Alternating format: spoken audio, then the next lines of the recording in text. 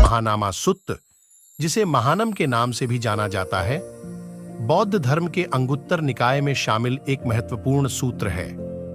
यह सूत्र भिक्षु महानामा और भगवान बुद्ध के बीच हुए संवाद पर आधारित है, जिसमें वे गृहस्थ जीवन जीने वाले बौद्ध अनुयायियों के लिए मार्गदर्शन प्रदान करते हैं। सूत्र में भगवान बुद्ध बताते हैं कि एक गृहस्थ बौद्ध अनुयायी को 3 रत्नों बुद्ध, धम्म और संघ में शरण लेनी चाहिए।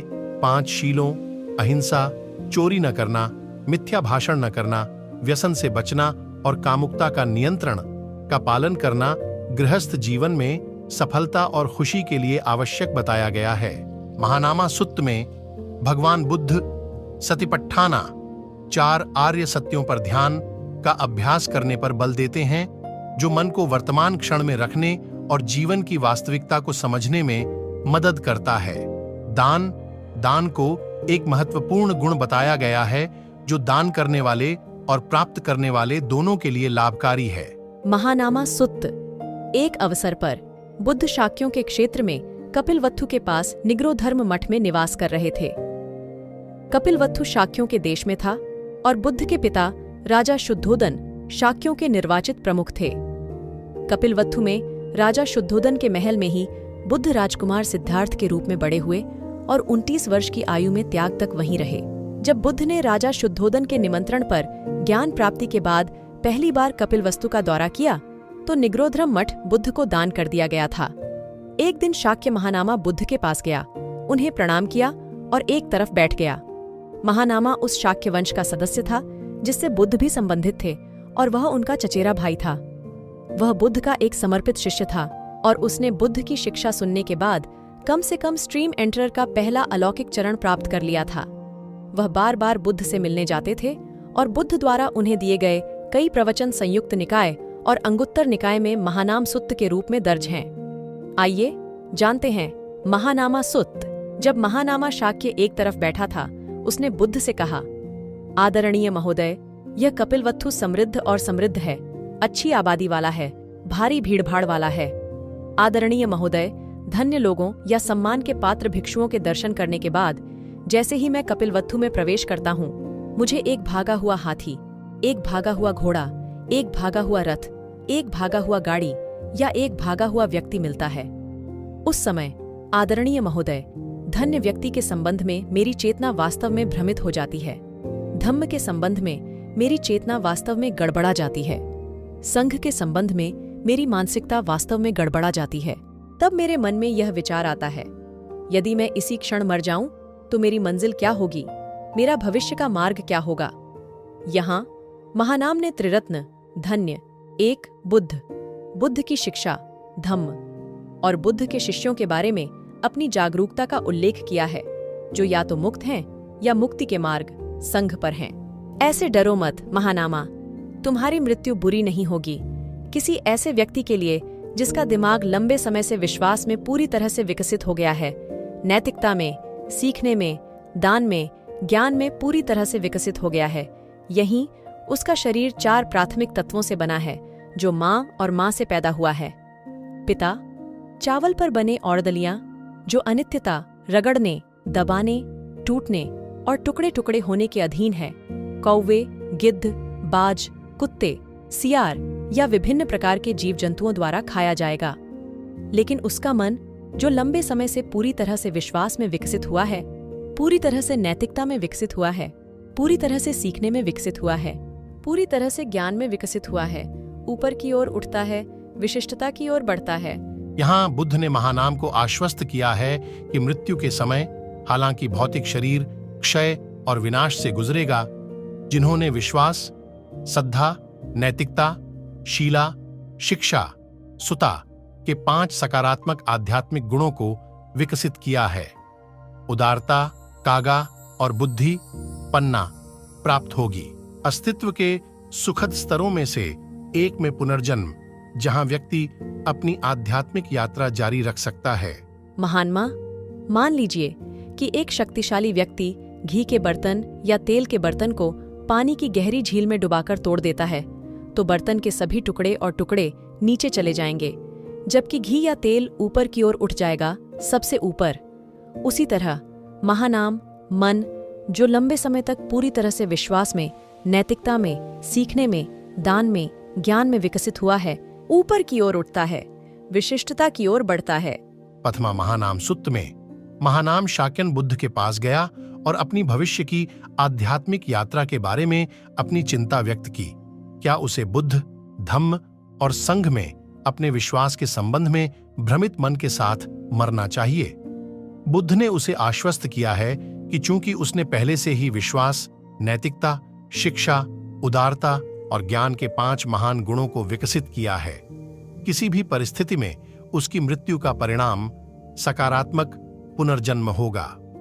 बौद्ध धर्म ग्रंथों में कहा गया है कि महानाम ने कम से कम स्ट्रीम एंट्री सोतापन्न का पहला अलौकिक चरण प्राप्त कर लिया है और बुद्ध ने घोषणा की है कि स्ट्रीम एंटर का किसी भी पीड़ा के क्षेत्र में पुनर्जन्म नहीं होगा और वह 7 दिनों के भीतर निब्बाण यानी निर्वाण प्राप्त कर लेगा। महानाम सुत्त द्वितीय आम अनुयायी पर महानाम को प्रवचन। एक समय बुद्ध कपिलावथु के पास निग्रोधा पार्क में शाक्यों के बीच रह रहे थे। फिर शाक्य महानाम बुद्ध के पास गए, बुद्ध को नमन किया और एक तरफ बैठ गए। एक ओर बैठे हुए शाक्य महानाम ने बुद्ध से कहा, आदरणीय महोदय, कोई किस तरह से एक सामान्य अनुयायी है? महानाम, जब कोई बुद्ध की शरण में जाता है, धम्म की शरण में जाता है, संघ की शरण में जाता है, तो महानमा वह एक सामान्य अनुयायी होता है। यहाँ बुद्ध ने बुद्ध के एक सामान्य शिष्य का वर्णन उस व्यक्ति के रूप में किया है जिसने बुद्ध, धम्म और संघ की शरण ली है। बुद्ध को सम्मा संबुद्ध के रूप में, जिन्होंने किसी शिक्षक की सहायता के बिना अपने स्वयं के प्रयास से बौद्ध सिद्धांत की खोज की, धम्म को बुद्ध के सिद्धांत के रूप में और संघ को बुद्ध के शिष्यों के रूप में, जो मुक्त हो गए हैं या पीड़ा से मुक्ति के मार्ग पर हैं। तो फिर आदरणीय महोदय, कोई एक सदाचारी अनुयायी कैसे हो सकता है? महानाम, जब एक सामान्य अनुयायी किसी भी जीवित प्राणी को मारने से परहेज करता है, जो नहीं दिया जाता उसे लेने से परहेज करता है, किसी भी यौन दुराचार से दूर रहता है, झूठ बोलने से परहेज करता है, आसुत पेय, किण्वित पेय और नशीले पदार्थों से परहेज करता है, जो लापरवाही का कारण बनते हैं। फिर महानाम एक पुण्यात्मा है, पालन करने वाला, अनुयायी, अनुगामी, अनुचर, अनुसरण करने वाला, शिष्य। यहाँ बुद्ध ने नैतिक आचरण की न्यूनतम संहिता का वर्णन किया है, जिसका बुद्ध के एक सामान्य शिष्य से पालन करने की अपेक्षा की जाती है। वे हैं किसी भी जीवित प्राणी को मारने से बचना, चोरी करने या जो नहीं दिया गया है उसे लेने से बचना, यौन दुराचार से दूर रहना, झूठ बोलने से बचना, आसुत पेय, किण्वित पेय और नशीले पदार्थों से दूर रहें जो लापरवाही का कारण बनते हैं। फिर आदरणीय महोदय, एक आम अनुयायी अपने कल्याण के लिए कैसे जीता है, लेकिन दूसरों के कल्याण के लिए नहीं? महानमा, जब एक सामान्य अनुयायी स्वयं पर विश्वास रखते हुए दूसरों में विश्वास नहीं जगाता, स्वयं में नैतिक गुण होने से दूसरों में नैतिक गुण उत्पन्न नहीं होते, स्वयं में उदारता होने से दूसरों में उदारता नहीं जगती, भिक्षुओं से मिलने की इच्छा मन में होने से जागृत नहीं होती, दूसरों में भिक्षुओं से मिलने की इच्छा, स्वयं में सच्चा धम्म सुनने की इच्छा रखने से दूसरों में सच्चा धम्म सुनने की इच्छा जागृत नहीं होती, स्वयं सुने हुए धम्म का स्मरण करने से वह दूसरों को धम्म स्मरण करने के लिए प्रेरित नहीं करता, जिस धम्म को वह स्वयं याद रखता है उसके अर्थ की जांच करता है, दूसरों को धम्म के अर्थ की जांच करने के लिए प्रेरित नहीं करता है। स्वयं धम्म को समझा, उसका अर्थ समझा और धम्म के अनुसार धम्म का अभ्यास करना, दूसरों को धम्म को समझने, उसके अर्थ को समझने और धम्म के अनुसार धम्म का अभ्यास करने के लिए प्रेरित नहीं करता है। फिर महानाम, वह एक सामान्य अनुयायी है जो अपने कल्याण के लिए जीता है, लेकिन दूसरों के कल्याण के लिए नहीं। फिर आदरणीय महोदय, एक साधारण अनुयायी अपने कल्याण के लिए और दूसरों के कल्याण के लिए कैसे जीता है?